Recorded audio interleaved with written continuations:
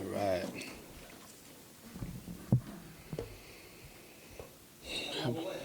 What's up? Got them all the way.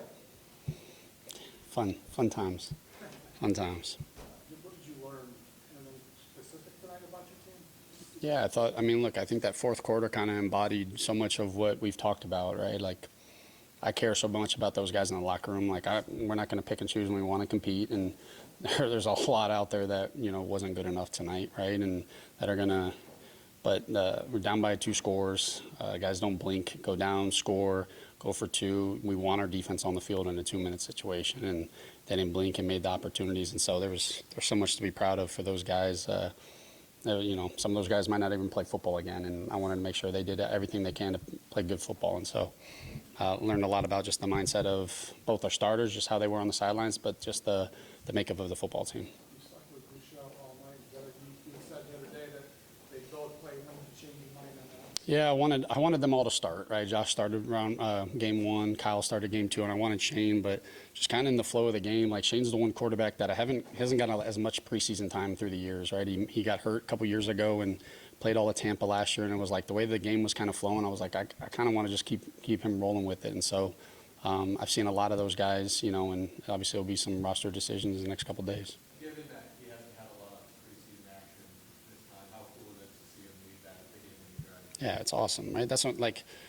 look, people might, no one will remember the scores of these games and the records, but these are guys playing football, and they have the opportunities to continue their careers, and it's hard playing this sport, and so I want to make sure that they got everything, and so seeing him go down there, you can see the energy, you can see the excitement. Look at the whole sideline once we got that 2-point play, and so real cool for him to get that opportunity, that experience. It's hard as a backup quarterback. You don't get to play a lot of football, especially with the starter that we have, and so when they get those opportunities to make the most of it, it's a lot of fun. Did you actually get Josh involved with any of the play calling? He called the whole fourth quarter. No, I didn't. There was a lot going on in that game that, he's on the headset and I'm communicating with him. We'd have some 2-minute, like we're talking the whole game, and we'd have some 2-minute drills or some of the situations. I'd be asking him what he's thinking there, and so we had a lot of that communication. But we had a lot of moving parts offensive line wise, a lot of moving parts what they're doing defensively in this game, and I was like, Josh, let me take this. Well, was there talk about the benefit of it though, having just what you said, this communication thing? How helpful is that for a guy at this stage of his career? Oh, it's huge. Like you hope that and we've been together for a while, so you hope that he finishes my sentences or understands once we get into certain areas on the field what I'm thinking, and I think there's so much power to you go into a game and you get into a certain situation and the quarterback's already walking into the huddle because he knows, and we're thinking the same thing, and I don't have to be like, all right, I wonder what Josh would want right here, and we have a lot of those conversations, and man, I would love being on the field and being able to have those and kind of be able to look the guys in the eyes and have that. So it's been good in these situations. It's 2-minute drill. Hey, this is what I would be thinking. Asking him, what would be your thoughts right now? And so usually the first things that come to the head, his head is the things that I probably should be calling, right? And so I've had a lot of fun with it, and it's been good for him to be on the headsets. What happens on the headsets obviously has to stay on the headsets, right? Because we're all a little crazy, but it's been good. Yeah, it was good. It was try to get him involved and get the ball in his hands and allow him to go play some football. It's been a while, right? You go from not getting a lot of reps and going, getting one kind of full speed practice to having to play a lot of plays, and it wasn't too big for him.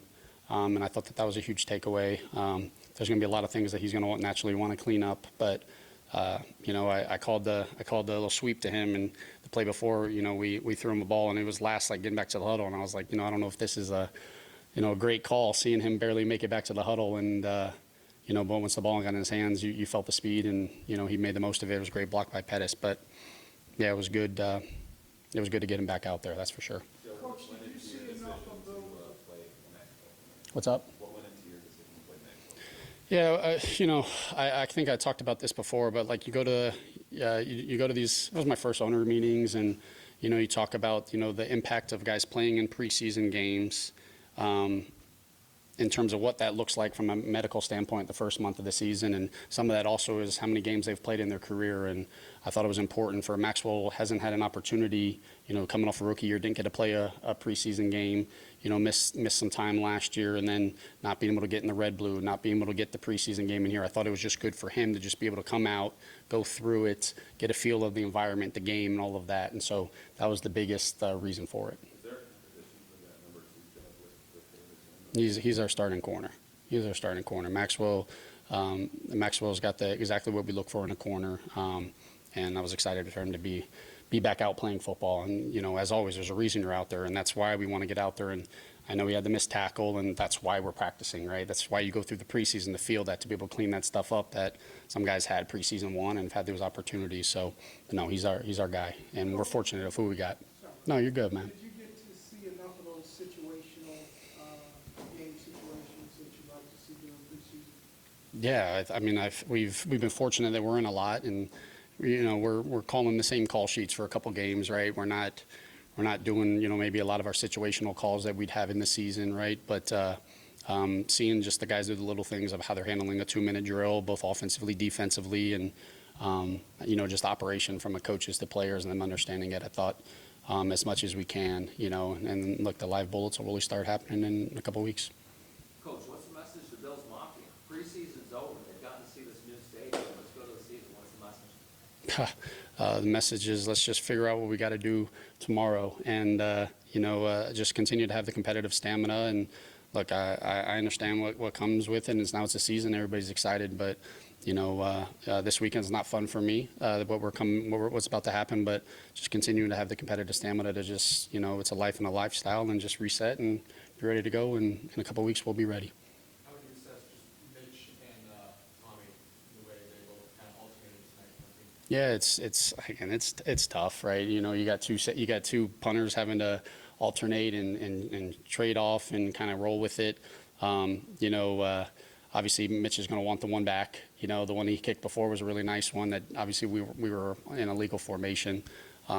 It was good to see Tommy get some kicks in the way. We know Mitch has kicked in the past. I'm talking from a kickoff standpoint. Mitch had to do it sometimes last year, so it was like us just being able to work through some of those, making sure he has some of that in case it happens. But we obviously punted too much tonight. That's the biggest issue. But it was good to see Tommy get enough in the stadium. He didn't get that opportunity last time.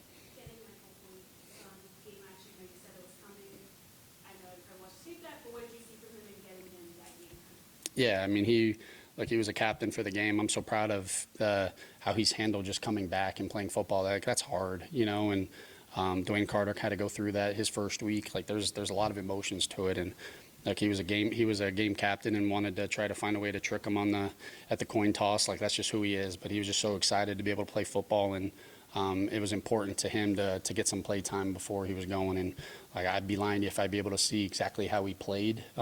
But I know he was excited to be able to kind of knock off some of that rust and just get back on the football field. How are you picking the game captain? Is that a you decision? Is it a coordinator decision, or how's that? Do you know who they've been? Yeah. No, it's.